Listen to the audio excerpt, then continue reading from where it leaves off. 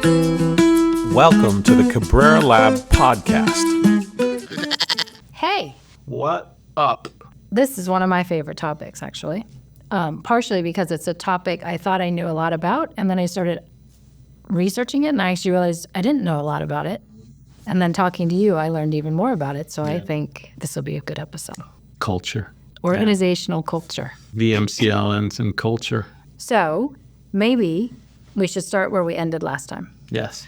If you remember, at the end of the learning podcast episode, you did a big C. Yes. And also, we have talked about it when we use it in slides. We have VMCL, and then we have a line, and then we say underneath all of those things is culture. So let's talk about that. Yeah, so to draw a big C, and that's culture. And VMCL is really about adaptive leadership to build adaptive organizations, right? So it's about adaptive leaders with the goal of building an adaptive organization.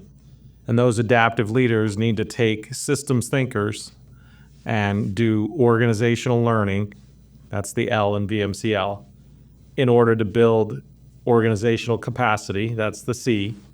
That capacity has to be completely directed at and focused on the mission, which is the M, and the mission done repeatedly brings about the vision.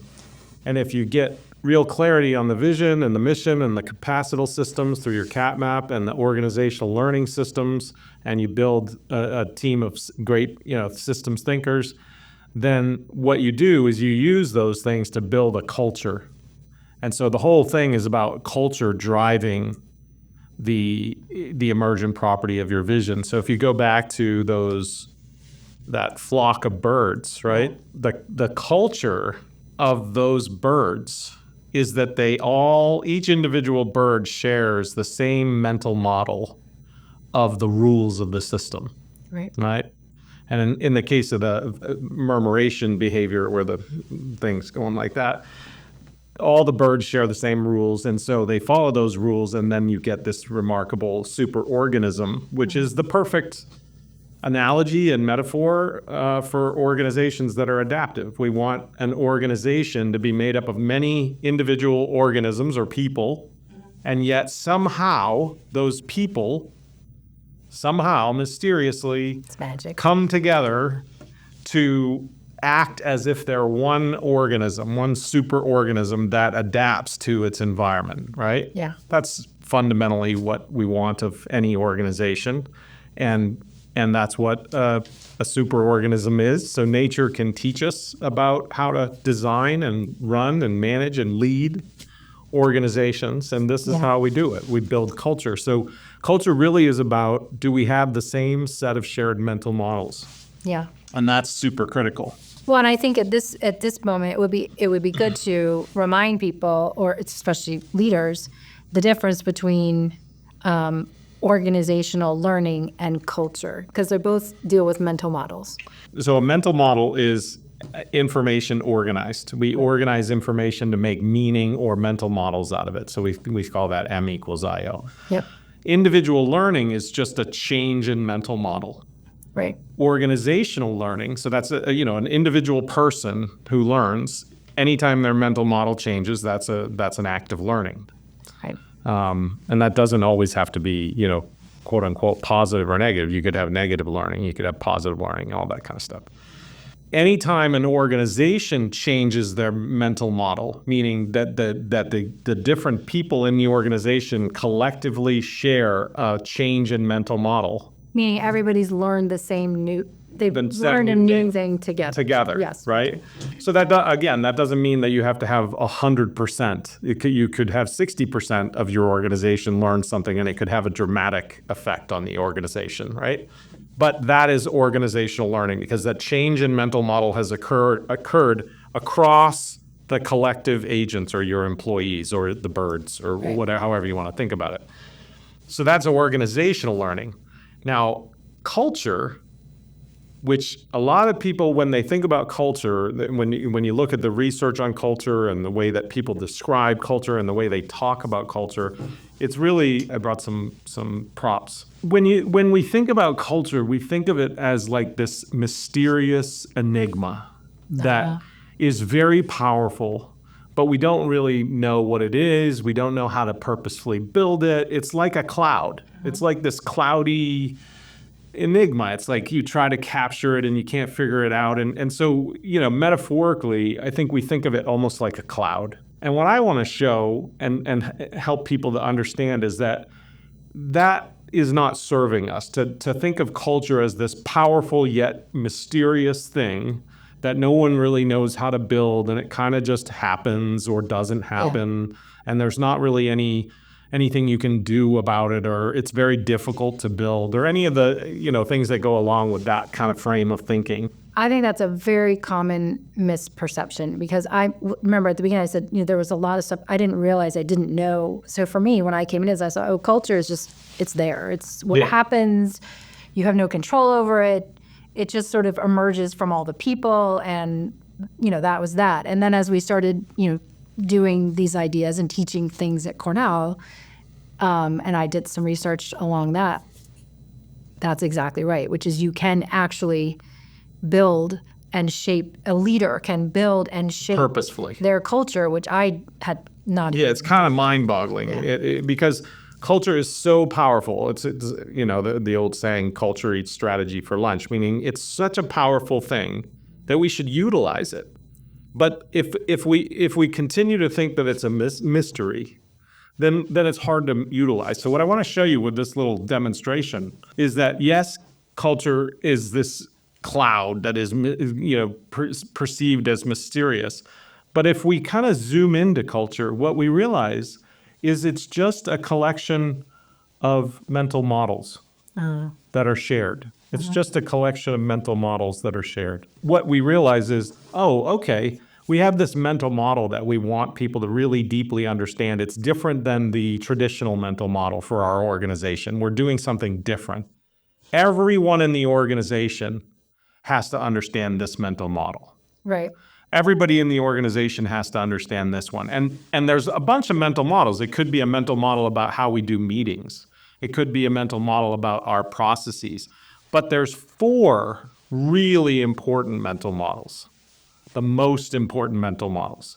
And that is your vision, your mission, your capacital systems, and your learning. Those are the starting point of the most important mental models.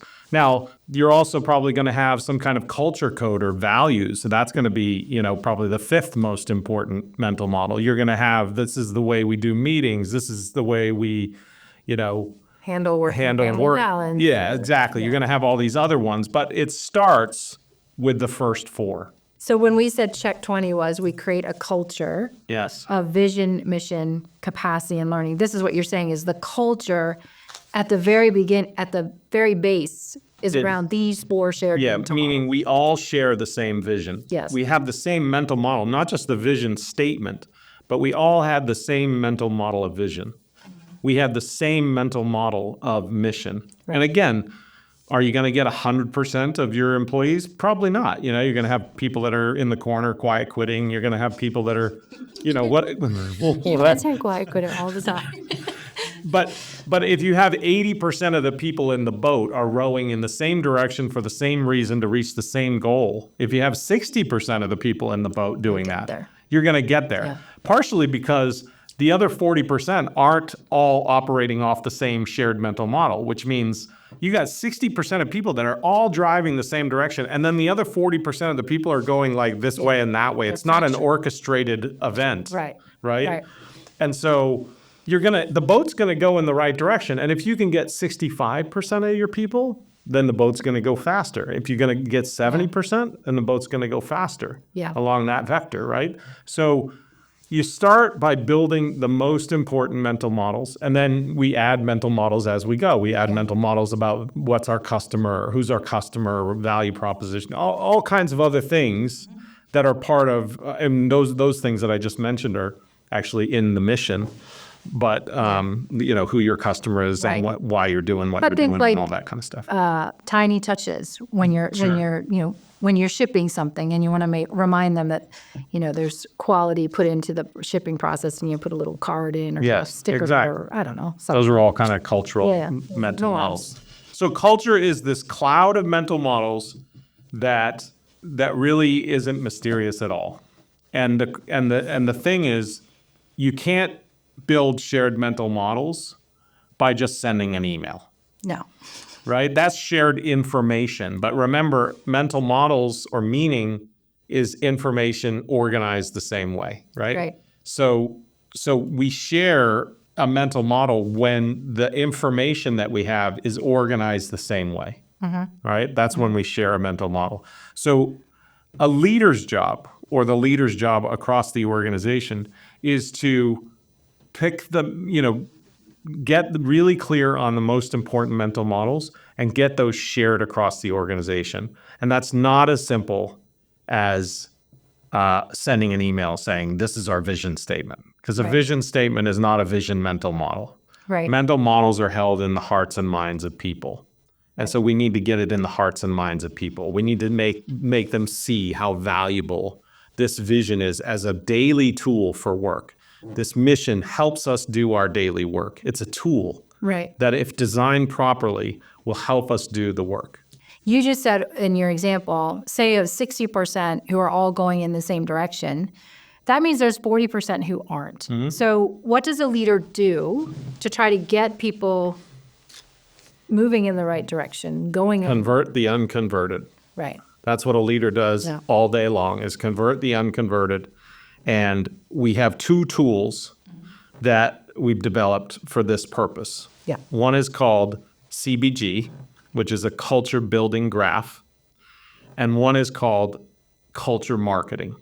Culture marketing. Yeah, which is literally taking all of the skills and functions and techniques and technology that we have available to us in marketing, external marketing of products and services. I mean, it's becoming more and more of not an art form, but a science marketing has over the years. So it started off as almost an art form. There were certain people that are really good at marketing. Today, it's almost more of a science. There's a practice to it. We know what works. We know what doesn't work. People can get good at it. Take all that edifice of marketing and just turn it inward. And instead of selling products and services externally, you're selling mental models internally. And the beauty is, where your customers live. Your customers are your employees. You know what their email is because it's your company's email. You know where their office is because it's in your building. So you have the list of your customers already. You have the total list of all of your customers. And the goal is to sell them on the value of these most important mental models. Right. And what about if they're resistant? Convert the unconverted. And that's where CBG comes in. So culture building graph. Okay, so let's stick on CBG for a minute. Yep. Because, we're out and about a lot. And we talk to all different kinds of organizational leaders and different types of, big bureaucracies, entrepreneurs, Silicon Valley. And, I would say, and I think you might agree, that one of the big complaints is I'm having a hard time getting everyone on board. I'm having a hard time getting everyone on the same page. And when you're saying, Derek, are saying, well, the first page is vision.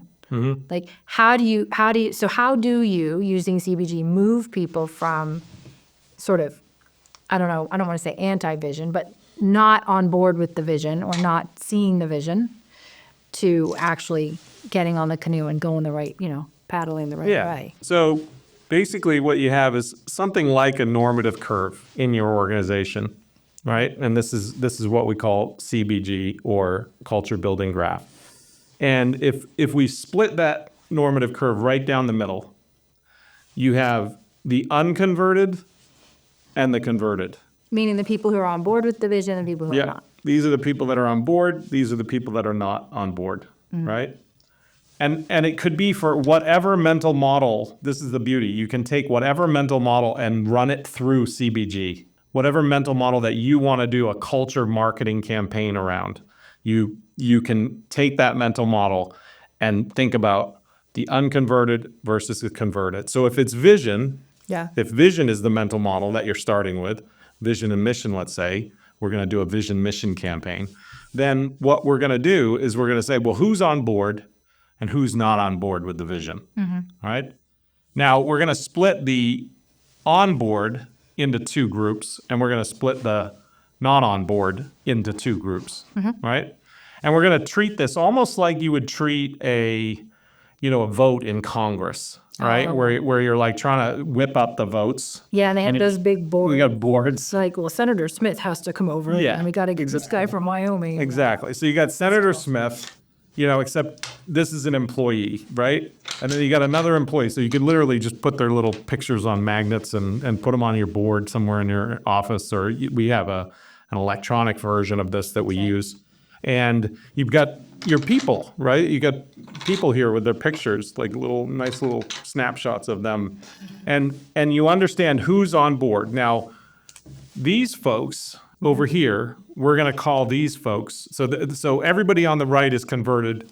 Everybody on the left is unconverted. Right. Now, these people on the far right, they're going to be called your leaders. Like thought leader? Thought leaders, basically. Yeah. The people who are really on board, like they're driving it, they're loving it, right? I mean, they're actively trying to help move people with you. Yeah, they're like your kitchen cabinet. They're like the go-to people, and they just want to run because they see the vision, they see the mission, they understand, or whatever it is that you're trying to bring into the culture. Right. So those people are over on the right, and there's a small amount of those people, right? That's why the curve is like this. Yeah. To the left of them is the adopters. And those people have adopted it, but they're not like, they're trying to figure it out. They're definitely on board, but they're learning, they're figuring it out, they're learning how to implement it, all that kind of stuff, right? These folks over here in the unconverted column are called fence sitters. So they're sort of like, I don't know which way this is going to go. Maybe I'll sit the fence and see, how things shake out. All right. See how it all plays out. And over here on the far left is your naysayers. And those are the people we hear about a lot. We hear They get a lot of attention. Yeah, which is amazing because whenever you have somebody over here, they get a tremendous amount of attention because the squeaky wheel gets the grease, right? And leaders will often get in sort of pissing matches with these people, and then these people are sort of all watching. Right. And so there's strategies to deal with who's in which camp, right?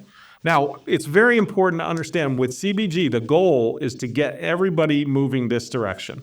We want, if somebody's in this camp, we want them to move here. If somebody's here, we want them to move here. If somebody's here, we want them to move here. Right.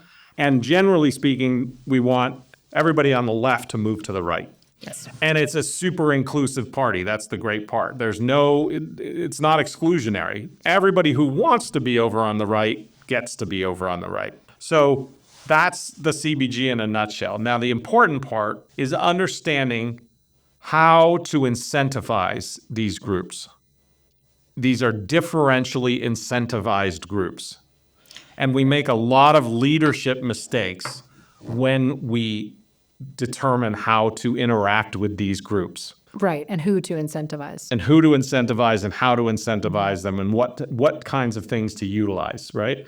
So the first thing is knowing where the person is, and part of that is having a conversation with them. So you take Senator Smith and you take him out to lunch and you find out, like, where do you stand on the bill, blah, blah, blah, and what's getting in the way, and, why aren't you converted, and then, oh, you need that, okay, and then there's horse trading or whatever. How do we incentivize or change the dynamics of this thing?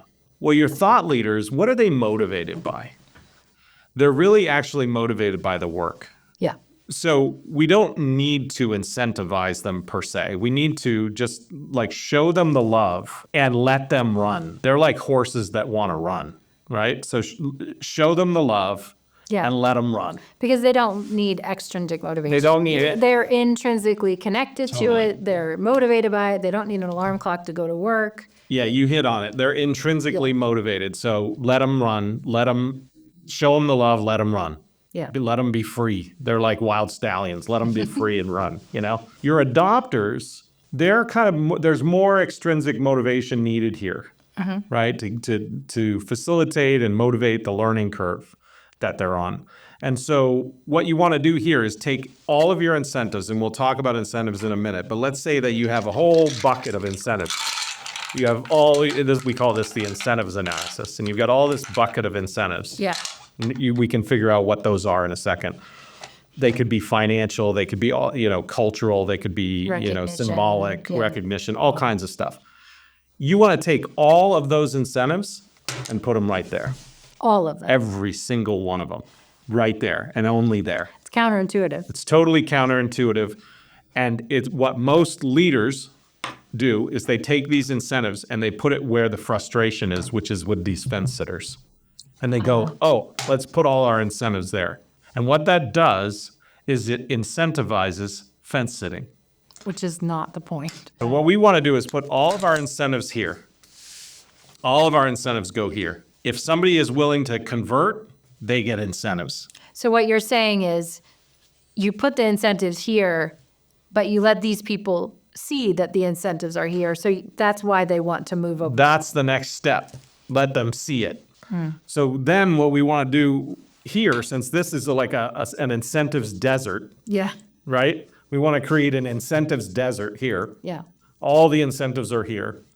What we want to do here is take photos of all the incentive giving, right? Because basically all of adult life is just high school all over again, right? Yes. So we want, I just made a mess. But we want to take what we call party photos. These are party photos, and we want to put those there. Photos of this, but here. Yeah, we call them party photos. So it's all the different ways that you can show how much fun it is to be over here. How cool this party is. Yeah. This is a cool party. And by the way, it's much better than high school because everybody's invited to this party. Yes. Everybody's allowed to come to this party if you're willing. Yeah. The only door charge is adoption. This episode is sponsored by Training Camp, the ultimate online spot for building the mental fitness that drives personal and professional change and success. At Training Camp, you'll have access to the science and practice of thinking with personalized thinking assessments, tiered training, and best of all, practice that improves skill. Go to cabreralab.org to learn more. And now, back to the episode. So party photos are all the cool things that are happening over here. So let's pause for a minute and give a couple of examples of that. Yep. So if you remember, I don't know which episode it was, the last couple of episodes, we talked about wow stories, Yeah. where Ritz-Carlton would take an employee who'd done something quite remarkable in terms of customer service, would make actually a pretty high production video and highlight that story to the entire organization. So that is not a party photo, it's a party video. Yeah, when we say party photos, we're not being literal there, we're being metaphorical. A party photo could be anything. It could be a newsletter that talks about all the great things that these people are doing or getting. It could be just like people hearing about things. It could be actual photos. It could be videos. It's anything that's just demonstrating how cool it is to be over here. Or a conference opportunity, a training opportunity, a President's cool Club office. trip. Yeah, President's Club. Anything You like name that. it. Yeah. Okay. You name it. There are as many party photos as there are incentives, and there are lots of incentives, and not all of them. We actually have lists of incentives, and maybe 20% of them are financial. Right. Right? There's so many other incentives. I mean, you can take a $1 pin Yeah. and turn it into the thing that people want most, right? True. So, there's tons of incentives other than financial, but there's also financial incentives, right? Party photos, Yep. right? And then over here, Yeah, we haven't talked about them yet. you get to the naysayers, and what do you do with them? Again, there's a small number of naysayers, but they're squeaky, right? They tend to be squeaky. You get a lot of attention. They get a lot of attention. What we want to do here is kind of like a judo, deflect their energy, like a jujitsu. We don't want to spend a lot of time over here, but we want to do two things. One is, especially if we're new leadership or something like that, we want to hear what they're saying to make sure that they're not rebels with a cause.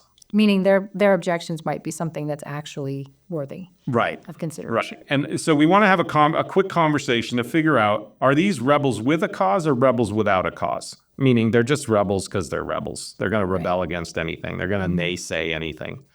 If they're rebels with a cause, then they actually might be a form of thought leader that's just frustrated with how things have been going.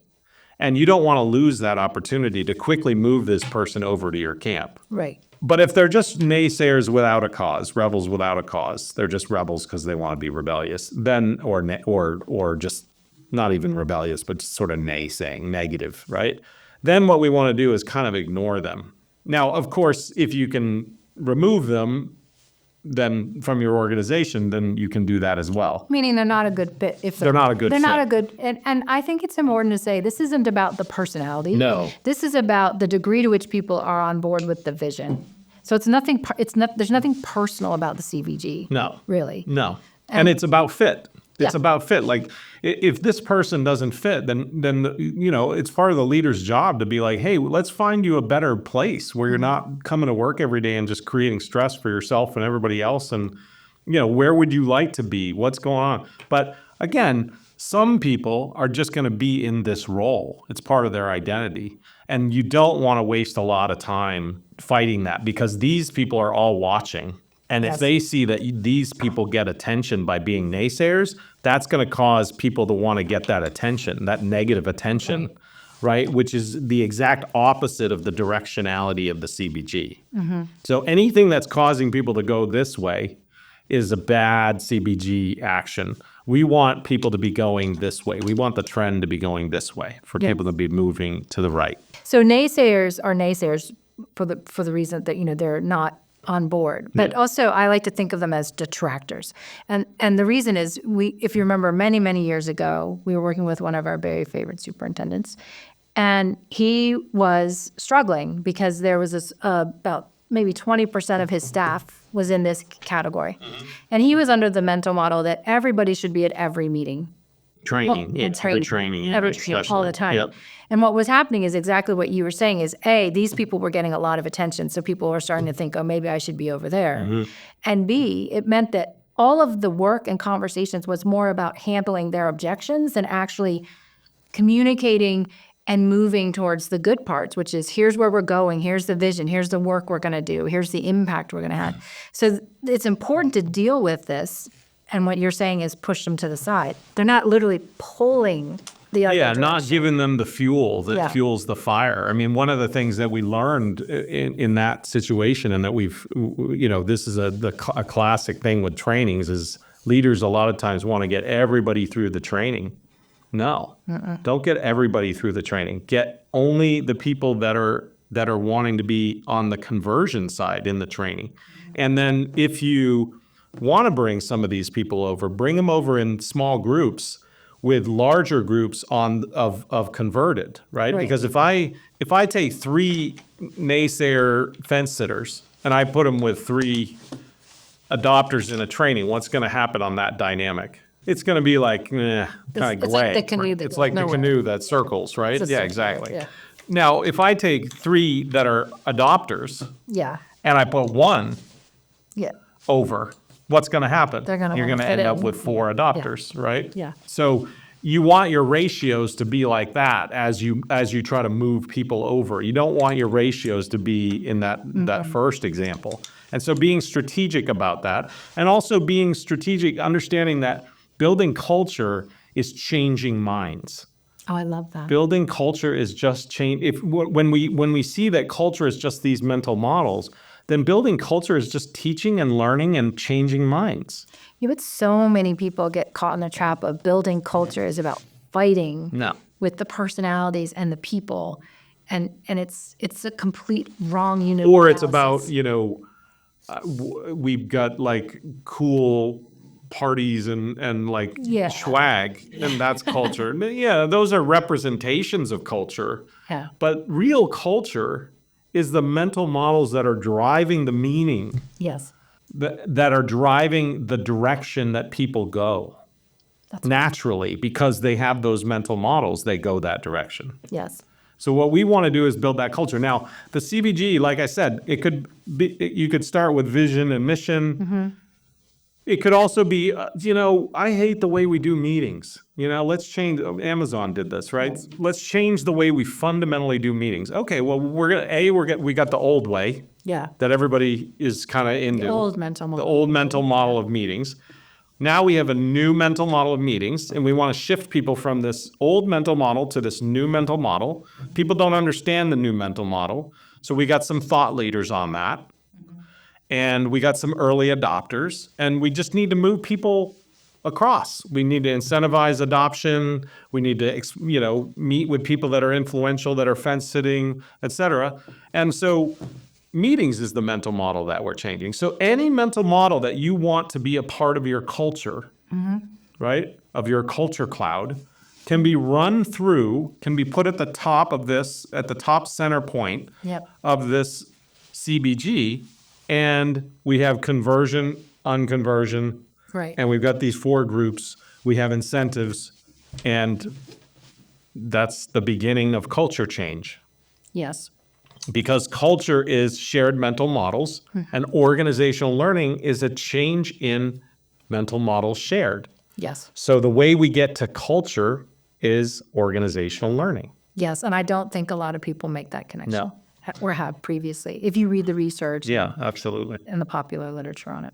This is kind of the strategy that we use to manage and understand where we're at. Right. But a culture campaign Yes. is simply saying we're going to build a campaign just like we would to build a product campaign, a marketing campaign externally, but we're going to do it internally. And we're going to use all the same tactics and all the same technologies and all the same abilities and skills to drive internal culture campaigns around whichever things that we think need to change in the organization. Right. And that answers the question, well, what do I actually do? Like, this is kind of a nice frame to figure out who and how, Yep. but it's not what are you doing on the ground? How do I get people to change this mental model That's about right. meetings? What do I do? Exactly. And you're saying it's a culture campaign. It's a culture campaign with the CBG and the understanding of culture. And VMCL is the start, right? I mean, if you don't want to build a meeting model if you don't have a vision. Like, I mean, a meeting model is relatively, lesser than a vision. Right. And I can't say this enough, a vision and a mission is not a statement. Right. There is a vision statement and there is a mission statement, but that's not your vision.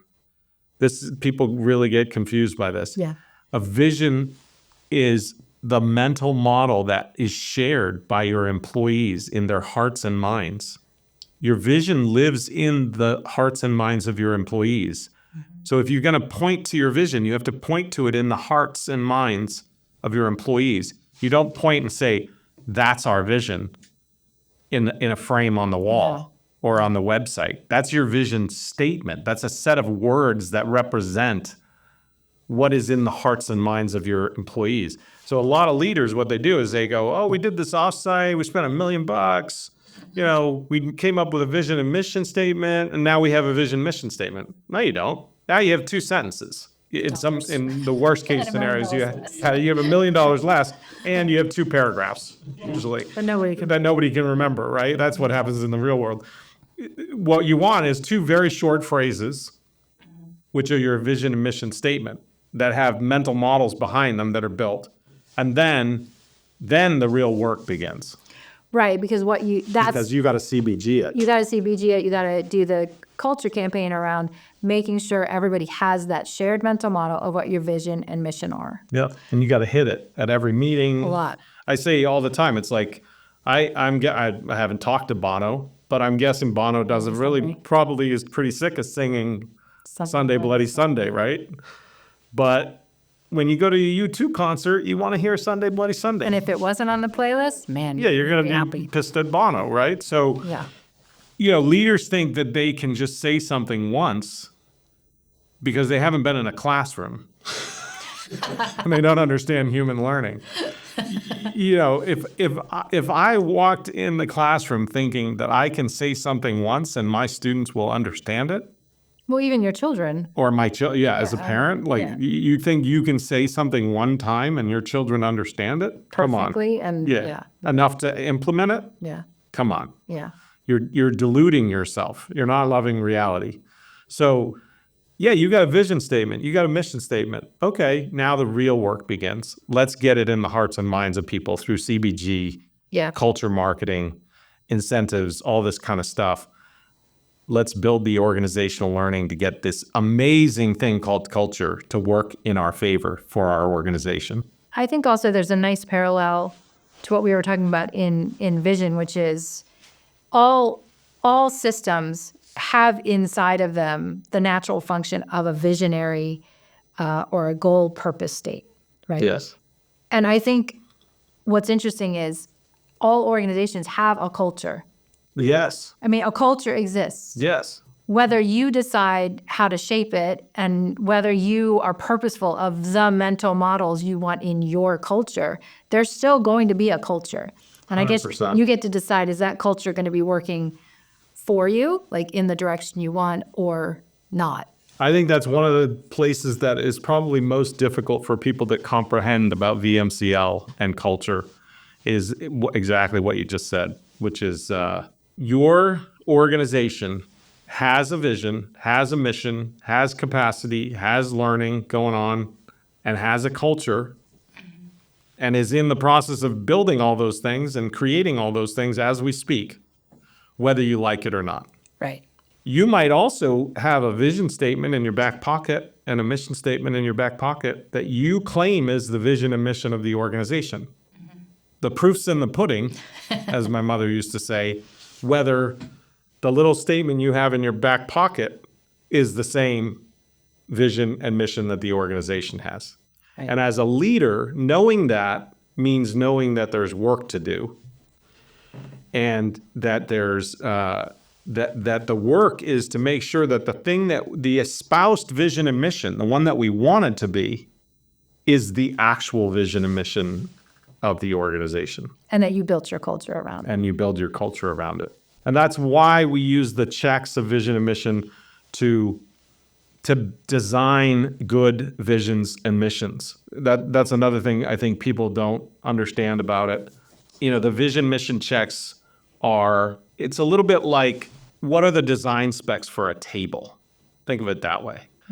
Well, you need a flat surface where you can put stuff on, you know. It needs to not be wobbly. So it could have 4 legs, it could have 3 legs, you know, it could have a lot of different ways, but the design spec is it can't be wobbly, right? It's got to be a certain level, but you could have low tables, you could have high tables. So the design specs of vision and mission are making sure that you have a tool that will work for the job that it's being designed to do. Mm-hmm. That the vision does the job that it's designed to do. That's what those checks ensure, right? So we've all been to like cafes. I always find, you know, especially outdoor seating, right? Where you have like these tables that have these like holes in them and they have bumpy surfaces that you put the thing, you know, like a water bottle that has those little feet and the water can't stand up. And you're like, you know, this table isn't really, it's more art than it is, you know, function, form over function, right? So we want our vision and mission to be functional tools that we can use every day, that your employees use every single day to do their work, right? Yeah.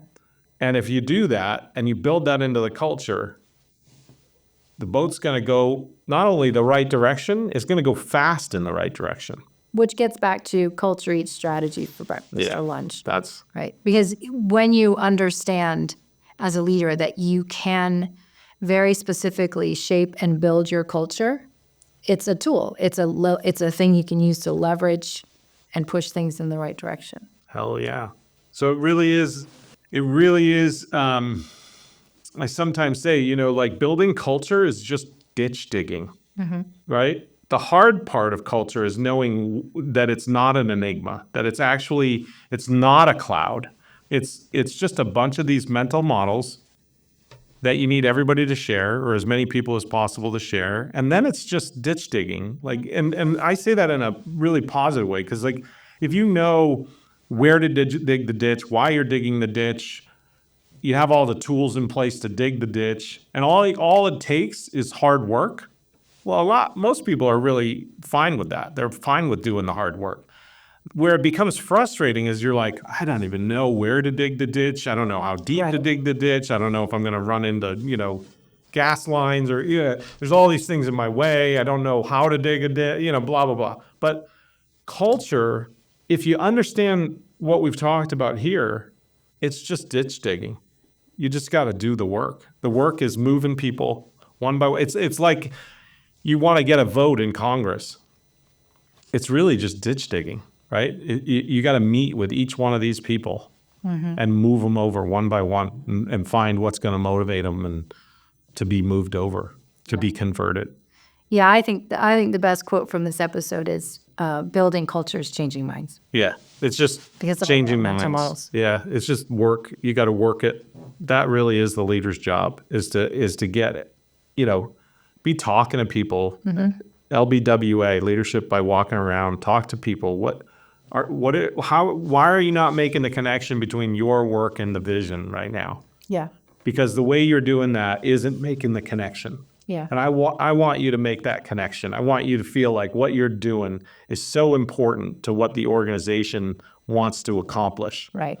That you understand that what you're doing is so important, and you'll want to do it in a way that's in alignment with that. Yeah, and I also think there's a lot of writing and research around strong, clear organizational culture, whether it's that has values and a shared vision, is very much correlated with success and growth of organizations. Yeah. That it's like one-to-one. Totally. Better the culture, better the success. But again, we mistake culture, especially, you go to the Silicon Valley or any of these places that, we mistake culture with what kinds of parties are we throwing, what kind of swag are we wearing, what kind of what do people wear, what's their attitude. That's a particular part of culture, but it's not the part of culture that we're talking about when we say culture eats strategy for lunch. Right. That part of culture is really that you have everybody paddling in the same direction. Yes. When you see a team that operates team first, that operates like a team, when you see a rowing team and they're operating, and that boat is just like, right?